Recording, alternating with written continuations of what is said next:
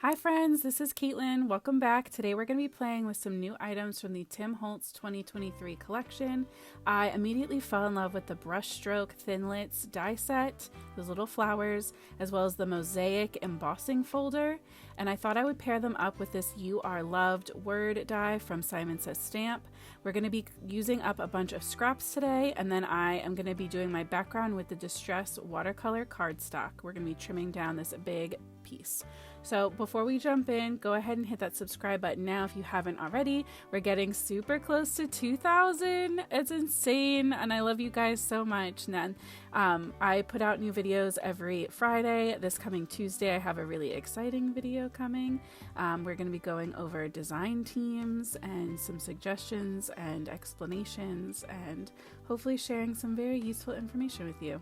So I'm starting out with my background panel. I trimmed a piece of that cardstock, that watercolor cardstock, down to be an A2 size card front.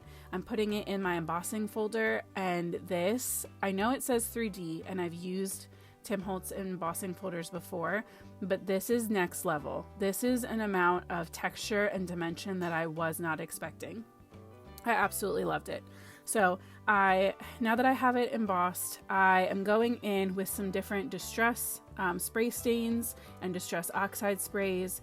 I need to take apart the lid or the top of my black soot distress stain because it's just shooting out so crazy. But I made it work. I sprayed that on and watered it down with a bunch of water. Then I added the hickory smoke distress oxide, as well as a little bit of walnut stain. I wanted a good mixture of brown and gray for these stones. I was going for a very stone walkway feel, a cobblestone walkway, more so than like a wall of tile. So we're going to be just kind of creating that fun cement or stone look. So I layered these up, and then I don't have that fancy drying tool that Tim Holtz sells, but I do have a Revlon hair dryer. So I hair dried my piece down. I just like the hair dryer, or like Tim recommends his, because it's a lot more gentle than like an embossing gun, like a heat gun. But I found that my hair dryer works just as well. So I dried that down. I added just a couple splotches of water to help break it up. I added a little bit of the gray and brown oxide sprays back in, and then I did one shot with the cracked pistachio. I saw Tim do this in his kind of like live reveal when he went over all of the stuff, and it kind of gave this like mossy effect, and I love how this turned out. There's just like hint of teal, especially because we're going to be using those blues and greens on our florals. So once I dried my panel down again, I just wanted to give it even more dimension. So I went in with Black Soot Distress ink, and I'm going to show you the difference that this makes of one side to the other. You just really see the edges of the stone so much better this way. And I'm almost just kind of dry brushing, doing little circles just so that the ink hits the top part of the stone. And like I said, it just gives more dimension, but also more, it makes everything stand out more. There you go. It's more defined. So once I had that done, I set it to the side to make sure everything was dried all the way through, and I started laying out my flowers. I'm going to cut all the leaves twice, once from this darker green and once from the lighter green, and then all of my florals I'm going to cut twice as well, once from the navy blue and once from this like teal turquoise color, and we're going to layer them up.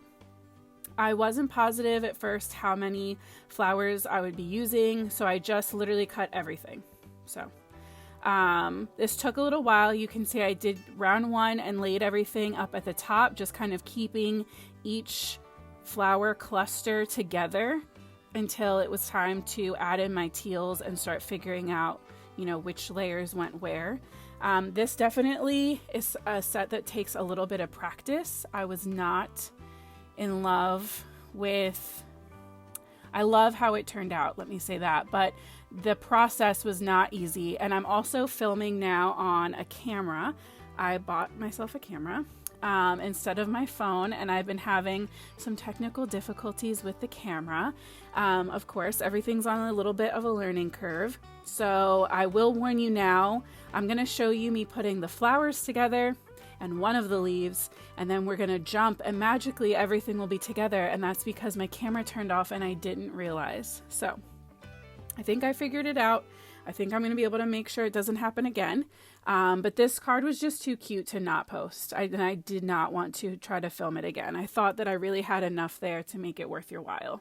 So now that I have all my pieces laid out, I grabbed some Forest Moss Distress ink, and I'm going to ink up the edges on the lighter green that I'm doing for all of my leaves. I did it for the ones at the end as well, just to kind of dinge them up a little bit. It seemed like with the background being so textured and, you know, grungy, that having the cardstock on the flowers just be completely pristine was not gonna fit. They would look too like they're from two different worlds. So I love the effect that adding just a little touch of ink gave to these.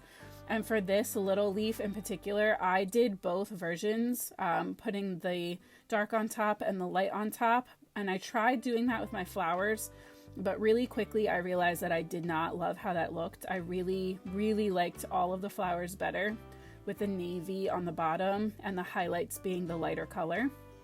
Depending on if you were doing colors that were closer together, it probably wouldn't matter as much. And depending on the look that you're going for, or you might be able to do that. So that way you get double the amount, you know, from each pass of cutting through your dies. But I just didn't love how they turned out. So I ended up just using the flowers that had the navy on the bottom and then the detailed outlines in the turquoise on top. I'm gonna still show you both of them for this flower so you can just kind of see what I mean and make your own decisions on what you might want to try if you have a set like this or get a set like this. I'll have all of the products listed down in the description box below for you. I ordered these off of scrapbookpal.com and they definitely still have them there. So I'll link everything down below. Just for transparency, most of my links down in the description box are affiliate links. That means that it doesn't cost you anything extra, but it does give me and my channel a little bump. A little tiny percentage of your total goes to me and then helps to fund things like better cameras and, you know, more time to learn how to use them. So you can see I had those two different flowers. I'm keeping the one that has the navy. Now we're moving on to this little cluster of flowers. I do love this about this die set, that the flowers come, like some of the flowers come pre-stuck together. So it just takes a little bit of the guesswork and fiddliness out of this. It's already a lot of tiny pieces, so anytime the flowers were already connected, it just kind of was a little bit of a relief, just one less thing for me to worry about. And I love that these kind of just have those centers pop right in. I'm going in with Uncharted Mariner for the teal and inking up the edges of that lighter color, the same as I did with my leaves, and the flowers made it a little bit easier because the pieces are just a tiny bit bigger for some of them. But again, I just really liked the dimension and a little bit of distressing and grunge that gave to these flowers. So I know this is a little bit of a different project for me. I usually do more in the coloring kind of theme, but I do think it's fun once in a while when I start to feel a little stagnant or like I need to just do something different. I love going in and ink blending and getting messy. I think it's just a really nice way to kind of change the pace for myself. So now's where we jumped. Magically, all my leaves and flowers are put together.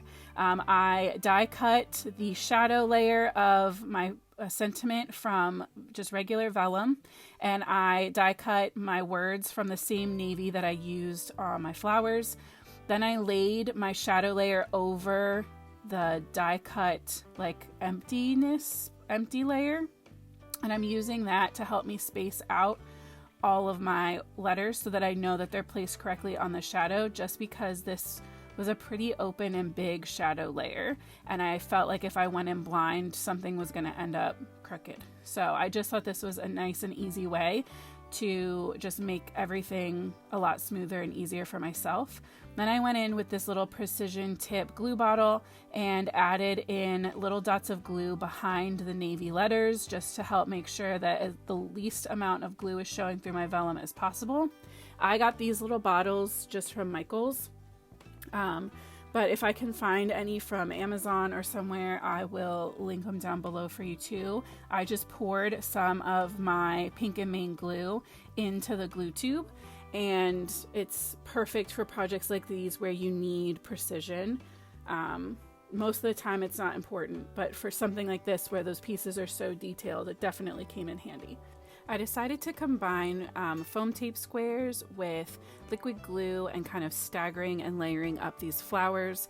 I really just love the extra dimension that this gave and helped them kind of balance out all of that texture from the background. So I just kind of took my time putting in some of the flowers with the foam tape and then going in with the liquid glue and tucking other flowers underneath. And then I kind of did just the same thing with the leaves.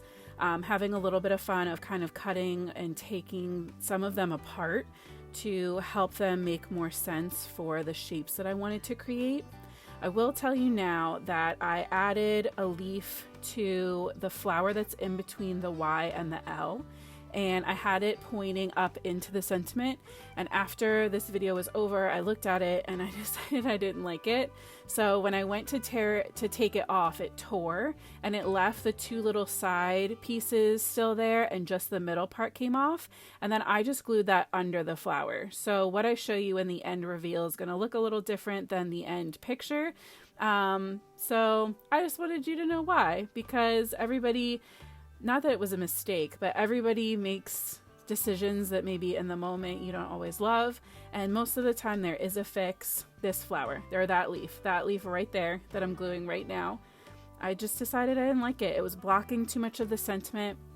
Everything else was coming out and that one was going in, and it was just too much. I don't know how else to explain it. It just didn't feel very balanced to me. So these little stems that should have like some kind of little berry or something on them were just so cute. I love the extra texture that kind of brings to everything as well. Some of them I trimmed down just so that they would tuck a little bit easier. And then per my usual, I decided at the last minute that this needed some sparkle. So I grabbed these beautiful navy sequins from This Calls for Confetti.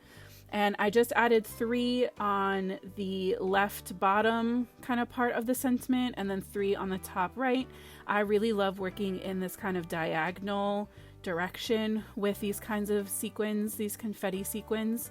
I really just like the shine and how it kind of creates like parentheses almost around the sentiment, but still adds a little bit of shine and sparkle.